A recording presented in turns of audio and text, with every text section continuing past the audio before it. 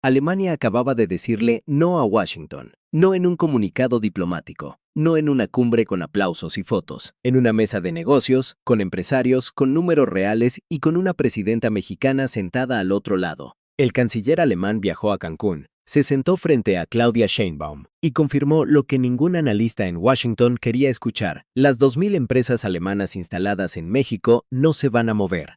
El acuerdo sigue, la relación se profundiza. Y 3 meses después, el 22 de mayo de 2026, en el Salón de Tesorería de Palacio Nacional, Sheinbaum firmaba con la Unión Europea el acuerdo comercial más ambicioso de los últimos 26 años. El mismo que Trump había intentado hacer inviable con aranceles del 30%. El mismo que Bruselas y Ciudad de México construyeron en silencio mientras la Casa Blanca miraba hacia otro lado. Lo que te voy a explicar hoy no es un tratado comercial. Es la anatomía de una jugada geopolítica que tardé días en entender en su totalidad, y cuando la entiendas, no vas a poder ver la política exterior de Sheinbaum de la misma manera. Antes de continuar, me gustaría saber desde qué parte del mundo me estás escuchando. Escríbelo en los comentarios, porque esta historia nos toca a todos de maneras distintas dependiendo de dónde estemos parados. Vamos a empezar con los números porque los números aquí no mienten.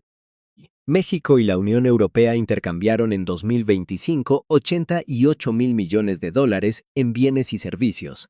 88.000 millones. Para que ese número tenga peso real, equivale a más de 3 veces el Producto Interno Bruto completo de Bolivia. La Unión Europea es el tercer socio comercial de México y el segundo mayor inversor extranjero en el país, con más de 208.000 millones de euros acumulados en la última década. Solo Alemania, un país, tiene 2.000 empresas operando en territorio mexicano, generando 300.000 empleos directos y cerca de 2 millones indirectos. Y el presidente alemán Frank-Walter Steinmeier lo dijo sin rodeos en Cancún. México es el principal socio comercial de Alemania en toda América Latina. ¿Y Trump? Trump amenazó en julio de 2025 con imponer aranceles del 30% a la Unión Europea y a México, simultáneamente si no conseguía acuerdos antes del 1 de agosto. Los amenazó a los dos al mismo tiempo. Y los dos respondieron exactamente de la misma manera, profundizando su relación bilateral sin pedirle permiso a nadie. No estoy diciendo que Estados Unidos no importe.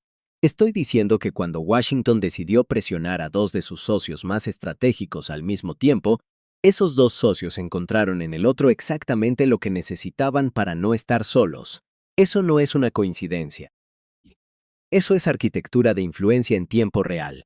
Pero aquí está lo que ningún canal te está diciendo. Me tomó 3 días de análisis entenderlo completamente y te lo explico ahora porque cambia todo lo que crees saber sobre cómo México ejerce su poder en el mundo. Este acuerdo no es una respuesta a Trump. Es la conclusión de un proceso que México empezó a construir mucho antes de que Trump llegara a la Casa Blanca por segunda vez. Y esa diferencia de lectura lo cambia todo. Guarda esa idea porque la vamos a necesitar después del minuto 15. Primero necesitas entender las 3 herramientas que México usó para llegar al 22 de mayo. La primera herramienta se llama posición de mercado irreemplazable. Y funciona así. Cuando Alemania manda a su presidente a Cancún, no lo hace por cortesía diplomática. Lo hace porque tiene 2.000 empresas en México que no pueden irse sin destruir su propia cadena de valor automotriz. Volkswagen fabrica en Puebla desde 1967. BMW ensambla en San Luis Potosí. Audi tiene su planta más avanzada fuera de Alemania en Puebla. La industria automotriz alemana en México no es una inversión que se mueve con un tuit presidencial. Son décadas de infraestructura, de proveedores locales entrenados, de logística calibrada con las aduanas del T-MEC. Entre 2015 y 2024, Alemania invirtió $24.4 mil millones solo en México. Eso no es capital especulativo. Eso es capital que está enterrado en la tierra mexicana y que genera rendimientos porque está exactamente donde está. ¿Qué significa eso para el trabajador en Puebla? Significa que la planta de Audi en San José, Chiapa, no va a cerrar porque Trump esté enojado. Significa que el técnico de mantenimiento que sale a las 6 de la mañana en el transporte de personal va a seguir saliendo mañana y el año que viene. Eso es lo que se ve cuando la posición de mercado irreemplazable funciona como herramienta de política exterior. No es un comunicado. Es una realidad económica que ningún presidente puede ignorar, ni el de Estados Unidos ni el de Alemania. Y aquí viene la parte que pocos explican. México llegó a esa posición no porque haya sido generoso con los inversionistas europeos. Llegó ahí porque durante décadas construyó exactamente el tipo de plataforma productiva que Europa necesitaba para competir con Asia dentro del mercado norteamericano. El TEMEC le da a México acceso preferencial a Estados Unidos. La mano de obra calificada y el costo logístico le dan ventajas que ningún país del sudeste asiático puede replicar con la misma cercanía. México no es barato, México es estratégico. Y hay una diferencia enorme entre las dos cosas. ¿Cuántas veces escuchaste que México solo le sirve a Estados Unidos, que somos dependientes, que somos vulnerables, que somos el patio trasero? Sigamos. La segunda herramienta es el silencio diplomático, y es la que menos se entiende, pero la que más duele. Cuando Trump anunció en julio de 2025 los aranceles del 30% contra México y contra la Unión Europea, la respuesta mexicana no fue una conferencia de prensa de emergencia. No fue una declaración de guerra comercial. No fue un ultimátum. La Secretaría de Relaciones Exteriores y la Secretaría de Economía emitieron un comunicado conjunto sobrio, técnico, que anunciaba la creación de una mesa de trabajo permanente binacional. Sin adjetivos, sin amenazas, sin calificativos sobre Trump. Y luego, Ciudad de México se puso a trabajar en silencio. En ese silencio, Sheinbaum se reunió con Antonio Costa y con Ursula von der Leyen en el G7 en Canadá en junio de 2025. En ese silencio, los equipos técnicos completaron la revisión del Acuerdo Global modernizado. En ese silencio, el presidente alemán Steinmeier llegó a Cancún en marzo de 2026 y reafirmó la alianza. Y en ese silencio, el 22 de mayo, Sheinbaum y von der Leyen firmaron en Palacio Nacional lo que se convirtió en el acuerdo comercial más ambicioso entre México y Europa en 26 años. El silencio diplomático no es ausencia de acción, es la ejecución de una agenda que no necesita de la validación del adversario para avanzar. Cuando México calla ante Trump y sigue construyendo, le está diciendo algo que ningún arancel puede responder. Nosotros no operamos en tu ciclo de atención.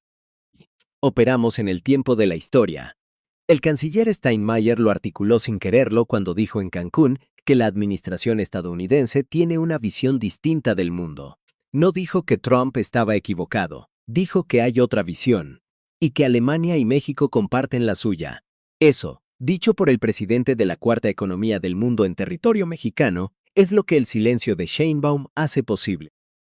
Si México hubiera respondido con gritos, Steinmeier no habría podido decir lo que dijo. El silencio de uno creó el espacio para la voz del otro. ¿Alguna vez pensaste que no decir nada podía ser la respuesta más costosa que le puedes dar a alguien que vive de la atención? La tercera herramienta es la más poderosa y la menos visible. Se llama arquitectura jurídica de doble carril. El Acuerdo Global modernizado no es un tratado comercial ordinario. Es un instrumento diseñado con una ingeniería legal que los equipos negociadores mexicanos y europeos tardaron años en construir. Y la clave está en cómo está dividido. El acuerdo tiene dos instrumentos paralelos. El primero es el Acuerdo Global Modernizado propiamente dicho, que cubre comercio, inversión, política y cooperación, y que requiere ratificación por los 27 parlamentos nacionales europeos. El segundo es el Acuerdo Comercial Interino, que cubre exclusivamente los elementos comerciales bajo competencia exclusiva de la Unión Europea y que puede entrar en vigor de manera casi inmediata, sin esperar ese largo proceso de ratificación nacional. ¿Qué significa eso en términos concretos? Que el 86% de los bienes agropecuarios mexicanos quedarán libres de arancel en Europa de manera inmediata. Que el 99% de todos los bienes intercambiados entre México y la Unión Europea circulará sin aranceles. Que el productor de vainilla de Papantla, que hoy paga barreras para entrar a Europa, va a ver sus costos de exportación caer en los próximos 12 meses. Que el exportador de mango Ataulfo en Sinaloa va a tener acceso preferencial a 450 millones de consumidores europeos sin esperar a que los parlamentos de Hungría y Eslovenia terminen sus procesos legislativos internos. Eso es ingeniería jurídica como herramienta de política exterior, no es un truco legal. Es una arquitectura que México y Europa construyeron deliberadamente para que los beneficios sean reales e inmediatos mientras el proceso político más largo sigue su curso. La Comisión Europea anunció en el acto de firma 5.000 millones de euros en inversión bajo el programa Global Gateway, y el Parlamento Europeo lo ratificó el 8 de julio de 2026 con 479 votos a favor, de 660 y 3 legisladores presentes. Eso no es un acuerdo que pasó en la oscuridad, es un acuerdo que Europa quiso con urgencia. ¿Por qué con urgencia? Esa es la pregunta que guarda la respuesta central de este análisis, y la vamos a desarrollar más adelante. Primero necesito que conozcas a dos personas. Imagina a Klaus, supervisor de logística en la planta de Volkswagen en Puebla. Lleva 14 años viviendo en México. Sus hijos van a escuela bilingüe en la ciudad. Su red de proveedores locales abarca más de 80 empresas mexicanas en 4 estados. Cuando Trump anunció los aranceles del 30%, Klaus no entró en pánico. Llamó a su equipo en Wolfsburg y les explicó algo que los analistas de Washington tardaron meses en entender. Las reglas de origen del TMEC hacen que el contenido del carro que ensambla en Puebla califique como norteamericano, no como importación europea. El arancel de Trump contra Europa no le aplica directamente a su línea de producción. La arquitectura que México construyó décadas antes lo protege sin que él lo haya pedido. Ahora piensa en Lucía. Tiene 52 años, vive en Tlaxcala y trabaja en una empacadora de productos agrícolas que exporta a España. En 2025, los aranceles que Lucía pagaba para que su producto entrara a Europa le comían hasta el 45% del margen. Con el acuerdo global modernizado, ese costo desaparece en los primeros 12 meses. Lucía no fue a ninguna negociación, no firmó ningún documento.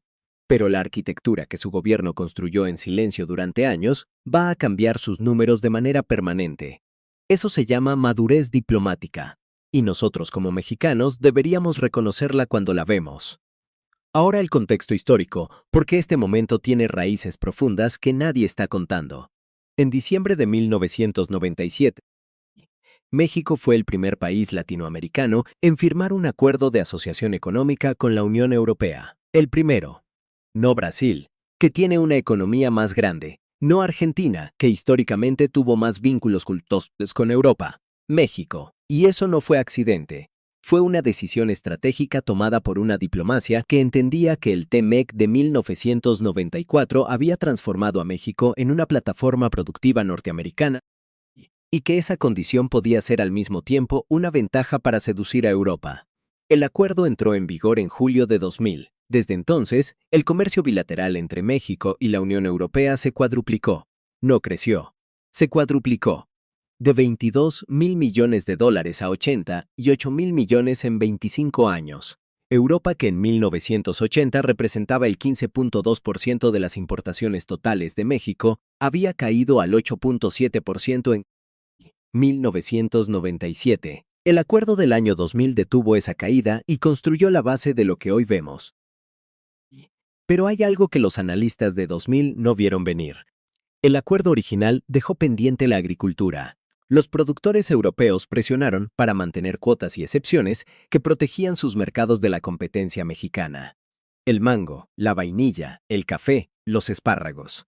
Todos quedaron atrapados en un sistema de cuotas que durante 25 años limitó el alcance real del tratado para el México rural. El campo mexicano tuvo acceso preferencial al mercado europeo en el papel, pero con restricciones que en la práctica encarecían la exportación. El Acuerdo Global Modernizado de 2026 corrige exactamente eso. No es una actualización cosmética, es la reparación de una asimetría que duró un cuarto de siglo, y que el campo mexicano la vea corregida en el mismo momento en que Washington presiona con aranceles no es casualidad. Es el resultado de una negociación que empezó en 2016, sobrevivió a 3 administraciones en México y 4 en la Comisión Europea, y llegó a su firma porque ambos lados tenían razones urgentes para cerrar.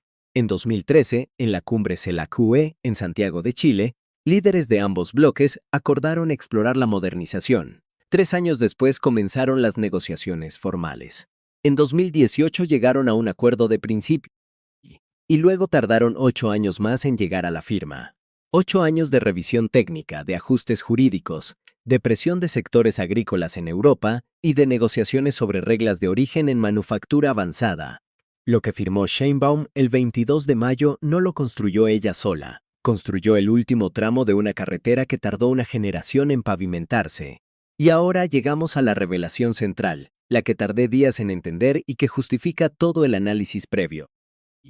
El acuerdo México-UE no es una respuesta a Trump. Es la razón por la que Trump no puede hacer lo que quiere con México. Explico eso con precisión. Cuando Washington amenaza a México con aranceles, opera bajo el supuesto implícito de que México necesita a Estados Unidos más de lo que Estados Unidos necesita a México. Que la dependencia es asimétrica a favor de Washington. Y esa lectura es parcialmente correcta. El TMEC sigue siendo el marco comercial dominante. Estados Unidos sigue siendo el primer destino de las exportaciones mexicanas. Eso no cambia con un tratado europeo. Pero lo que sí cambia es el costo político de aislar a México. Cuando el 22 de mayo Sheinbaum firma con von der Leyen y Europa, anuncia 5.000 millones de euros en inversión nueva, cualquier cálculo de Washington sobre qué tan caro es presionar a México tiene que incluir esa variable.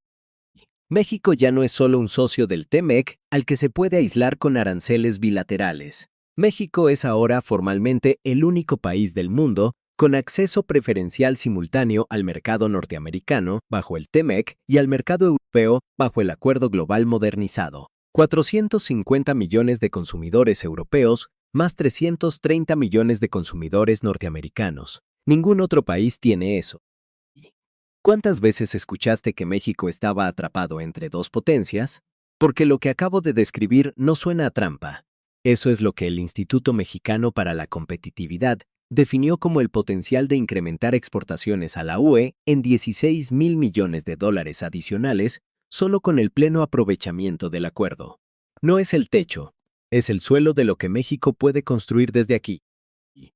Y aquí está el reencuadre que distingue lo que México hace de lo que haría una potencia imperial tradicional. Estados Unidos usa sus acuerdos comerciales para exportar su modelo regulatorio, para garantizarse acceso unilateral a mercados y para extraer condiciones en seguridad y política migratoria a cambio de preferencias económicas. Eso es poder transaccional. Se negocia caso por caso, se condiciona la lealtad política y se puede retirar con un tuit.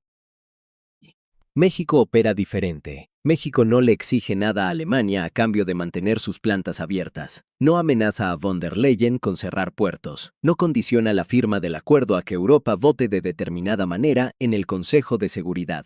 México construye infraestructura de interdependencia y luego la deja operar. 2.000 empresas alemanas en suelo mexicano no son rehenes. Y esa condición de socia es mucho más duradera que cualquier amenaza porque es mutuamente costosa de romper. Eso es lo que el canciller Steinmeier reconoció implícitamente cuando dijo que ambos países llevan más de 70 años de una muy buena relación. 70 años no se construyen con presión, se construyen con densidad de intereses compartidos. Y esa densidad es exactamente lo que ningún arancel puede borrar en un ciclo de noticias de 24 horas. Entonces, ¿qué pasa en los próximos 90 días? Primer escenario. Washington observa la consolidación del eje México-UE y entiende que la palanca arancelaria tiene un límite real. La revisión del TMEC, que comenzó formalmente en julio, produce un acuerdo donde México negocia desde una posición más sólida de la que tenía hace 12 meses. Sheinbaum acepta sin fanfarria, no necesita la victoria pública. Ya tiene el acuerdo europeo como evidencia de que supo construir opciones reales. Segundo escenario. El status quo se mantiene.